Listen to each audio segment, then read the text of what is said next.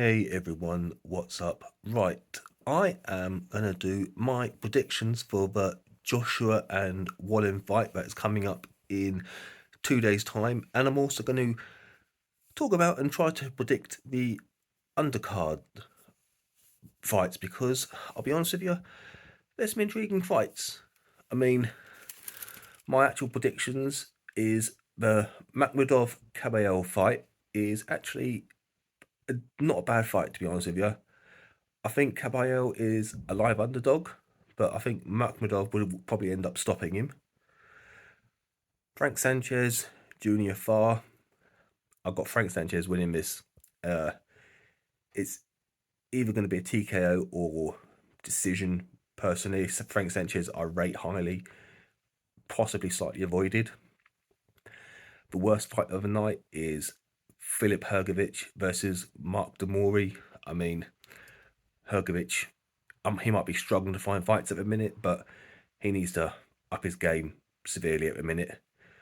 Personally, I'd like to see him rematch Zhilei Zhang because I thought Zhang beat him in the first fight personally, and Hrgovic looked like he was hurt on multiple occasions. Now, Jai Opataya versus Ellis Zorro. I love Jai Opataya, and I think he will be very, very difficult to beat. So, both undefeated. Don't know too much about Ellis Zorro, even though I'm British myself. I've only seen him fight once or twice, but I have Opataya winning this, and I feel he potentially could stop him. But solid fight. Now, Dimitri Bivol, massively underrated for me, and very much avoided by a lot of the top fighters. Against Lyndon Arthur, who obviously got stopped against Anthony Yard. I think this is a good fight. Both got really good jabs. I feel that Bivol doesn't really get much out of second or third gear though. He looks like he's just cruising all the time. And if he wants to put his foot on the gas and stop someone, he could do. So I feel Bivol in this, and potentially by stoppage, but the likelihood is it will probably end up going to a decision.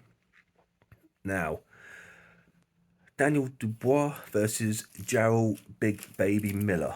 Obviously, he's been suspended at least twice for banned substances, but this fight could be really interesting. Now, I originally had Miller winning this, and the only reason I had Miller winning this is because obviously his size, his frame, and I feel that he can walk down Dubois because I think Dubois at times when it gets into their trenches or is not going his way, I feel he either lacks heart or in his mind he feels he can't do it and he quits. So I feel if Dubois doesn't get him out of there within 6 rounds, I think Miller will take over and stop him.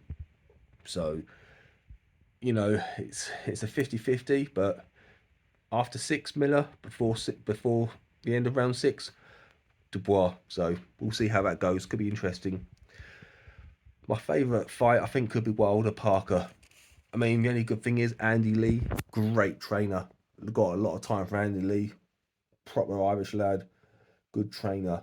And I think with Parker fighting 3 times already this year and being very active, and Wilder having not fought for I think it's about 14 months. I know he's got the big right hand that can literally stop a rhino, but I think for me, I think if Parker comes out aggressive for the first 6-7 rounds, I think he will cause Wilder all sorts of problems. But work to a body, go up to the head, and you know, I know Parker hasn't stopped anyone realistically for a while. I know he stopped the Steve King from Canada, but I feel he could give Wilder a really good fight.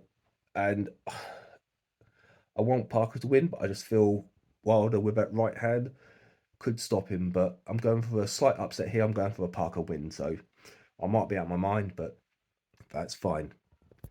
And then you got Anthony Joshua versus Otto Wallin. Now, Anthony Joshua, again, just like Jarrell Miller, I don't believe he is a clean fighter. I mean, I'm sorry, it's just I can't see it. I'm sorry, it's an absolute joke. You speak to anyone that goes to the gym or anyone with any common sense, you can clearly see he is on something. And don't tell me it's for low testosterone, because if you had low testosterone, you wouldn't be that big.